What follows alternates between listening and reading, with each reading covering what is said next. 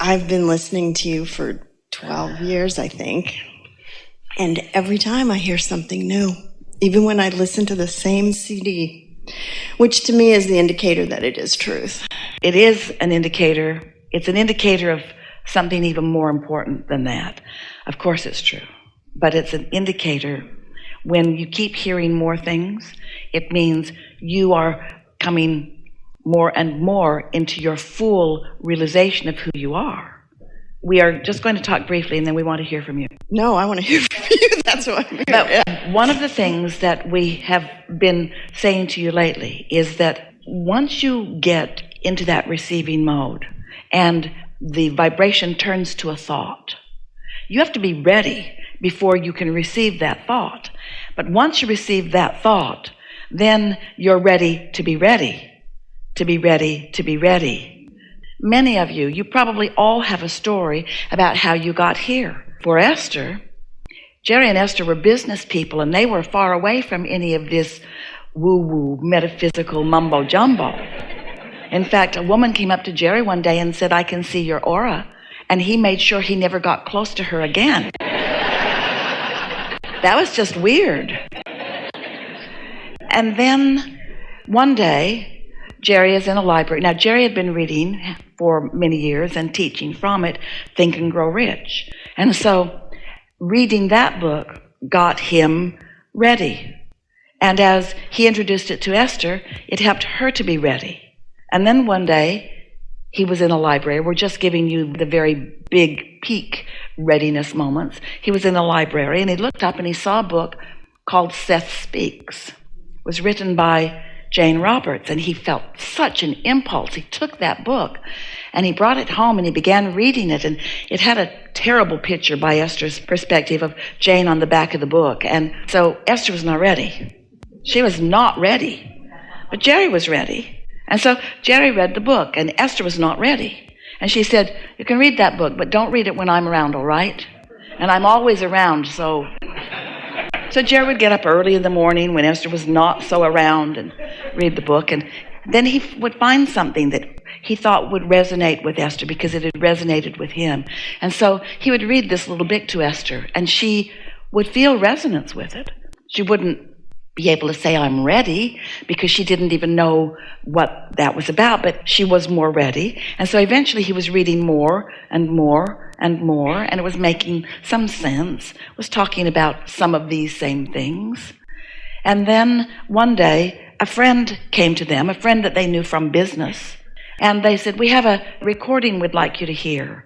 And they said, "Well, what is it?" And they said, "Well, it's channeled." Well, Esther was not ready for that, but they eventually put it in, and this woman was coming through Phoenix, and they could set a time aside. In other words, ready, to be ready, to be ready.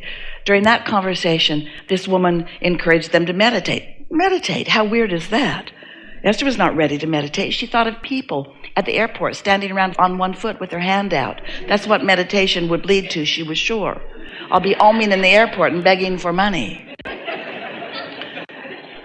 What do you mean meditate? Well, sit in a quiet room and wear comfortable clothing and focus upon your breathing. And when your mind wanders, and it will, focus back on the thought. Well, Esther was ready for that. In other words, ready, to be ready, to be ready, to be ready. And so when you realize that your inner being knows what you're ready for and is always giving you those impulses for what you are ready for, then one thing just leads to another and to another and to another. Well, that's perfect, because my question is about working with 30 people in a room who are at varying stages of ready, yes. And probably the dominant vibration is not ready on some level. And yet they're there. And yet they're there. So they are asking, and that asking does cause there to be some readiness. We're not just talking about those of you, and there are a lot of you who are teaching others, because having a sensitivity to their readiness is a good thing. But it's only important that you pay attention to your own readiness, because when you are open to this energy, then what you receive will be just right for what's going on there. Say you're in a room with 30 people. Is that what you said? Mm-hmm. And as you say, are at various stages of readiness. But you are really tuned in, tapped in, turned on, because you know what it feels like to feel exhilaration. You know what it feels like to feel clarity rather than confusion. You have been meditating. You are in that place where you are in the receiving mode. And don't you find yourself, once you begin, that what flows to you and through you is beneficial in lots of different ways? It's not like you consciously know. Esther will say about her experience of allowing us to flow through in order to talk to you or to reach to you or to answer you or to find you and feel you, that she says, I never get the backstory. I never really know. I only hear it as it's coming, because inner being knows. Your inner beings are there knowing. In other words, it's a wonderful thing when you get into this vibrational reality where all of the questions are understood and all of the answers are understood and all of the problems are understood and all of the solutions are understood. And then to the degree of your readiness, you receive your answer or your solution, you see. But if you force an answer or a solution to someone who's not ready for it, they're going to, just like in the conversation that we had earlier, they're going to put up their walls of resistance if they're not ready. Think about it. If you ask someone to do something before they have enough information that they feel inspired to do it, don't they always say no? And you do too. And so it really is about you being in the receiving mode, and then once in the receiving mode, then others may or may not be, but that's not ever your job, because there is no law of assertion. There is only a law of attraction. And so as you tune in to who you are and you begin receiving and flowing, some of them will be ready. I am getting a lot of guidance in my meditation on exercises and questions and things. I'm listening to that. And I guess why I'm here and why I wanted coaching from Infinite Intelligence is, we like those words, and you're all being coached from Infinite Intelligence. That's why we asked you to be in the receiving mode, so you can hear the coaching. Because it's moment by moment. It's not the big picture. They're not going to draw out a big diagram for you so that you can see every step that you're going to take. They're just going to say, come over here, come over here, come over here, come over here. You see, when you're ready to be ready to be ready to be ready, meaning you're here and satisfied, and then here and satisfied, and then here and satisfied. This is the formula for happily ever after. If you're ready for an idea, but then you want to jump from the idea right into the full action or activity or even words about it, very often as you make that jump, you lose your connection because you're not ready for that. And then you lose the momentum that would be there otherwise. So the key is to reach for satisfaction, to reach for as much as you can find and still feel good, and not reach beyond it. When you push yourself too far or you push others too far, so the satisfaction turns to dissatisfaction, now you've lost the momentum and you can't bridge that gap. so that's kind of the moment. That's the key moment where I can think of 3 areas of my life that really are what my heart desires more than any area. And I'm focused on an outcome that's too many steps ahead. Those are perfect words. And most are, because let's face it, let's face reality. Now let's create reality. But the reason you do that is because the tangible is intoxicating. Seeing it and hearing it and smelling it and tasting it and touching it. And also, you're really going to like this. Because of the manifestation of something, there's a lot of momentum in it, in the way that we're asking you to be ready for something you want, ready to be ready, to be ready, to be ready, and then when it blossoms into that full manifestation, it's so exhilarating. Esther said to us, Abraham, I know that you want me to be happy over here in the dreaming stage or in the imagining stage or in the just letting it be stage, but I have to tell you, I really, really, really like manifestations. And we know you really like manifestations, but you've got to be ready for it in order for the manifestation to happen. And so in the same way that we're asking you to be ready and ready and ready, and that momentum is ensuing, momentum is becoming more and more and more, that works with things wanted and unwanted as well. In the same way that you might start worrying about something and fussing about it, And then the more you do it, now you're talking to someone about it. Now you've joined an organization about it. And now you're blogging about it. And now you're leading the organization about it. There's a lot of momentum there. And the negative emotion is getting stronger and stronger because there is momentum in anything that you focus upon. So the key is to slow the momentum on unwanted things while you increase the momentum on wanted things. And the only way that you can do that effectively is by paying attention to the way that you feel. So if you manage to quiet your mind, here's what we really want you to hear. This is the piece that you're asking for that will make the difference for you. You're ready for this.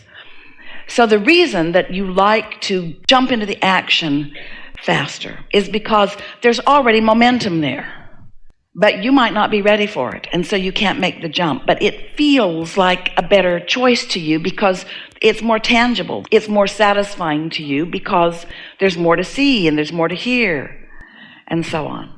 But if you could meditate on Sunday morning and then get as far as you can get into the day, feeling satisfaction, and then on Monday and get as far as you can get into the day, feeling satisfaction, and then on Tuesday, what begins to happen is this absence of momentum begins to become more momentum until the momentum of the wanted is as decipherable by you than what you're seeing and hearing and smelling and tasting and touching. It begins to feel like there's this sort of magical flow where doors are opening and things are unfolding. Esther and some friends, Esther was saying, let's really get into the dreaming stages of something. Let's really get into the dreaming stages. And so she said, let's go look at real estate. And so they called someone they knew who could get access to anything in the area. And they went and looked at some beachfront property right on the beach. And, oh, it was so nice. The surf is coming right up on their feet, and the sound of it is so lovely, and the price tag is so big. So big. So big. And so dreaming felt nice, but moving into the action felt uncomfortable. Not ready. So Esther dreamed a little more and started adding up all of her assets, and in her mind started liquidating her entire life and some future life. And she managed to take that good feeling, energy moving, satisfying thought to a place that did not feel good. Cold sweats, need a drink of water. In 24 hours, she went from the happiest girl you've ever known to someone who's worried about money. Because she's not ready to be ready, to be ready, to be ready, to be ready. Even if her inner being can see a path of least resistance to it. She's not ready for whatever it is. In other words, she jumped too far, too fast. You see what we're getting at? So the best way to get ready is to savor and expand really the base of that joy when it's there. You're really touching exactly on it, because savor and satisfied, as you savor the idea of it, as you acknowledge that the beach is there, in other words, they can go put their feet in the water anytime they want to. It is holding yourself as best you can in a place of as most satisfaction as you can, because in satisfaction there is no resistance. Hear it. In satisfaction, even if it's just a dream, there's no resistance. And when there's no resistance, momentum will happen. And the momentum will carry you to any place that you want to be or do or have. There is nothing that is off limits. But when you try to jump too far, we love you so much, introduce resistance into your equation, and you stop the process. And that's all that's ever happening.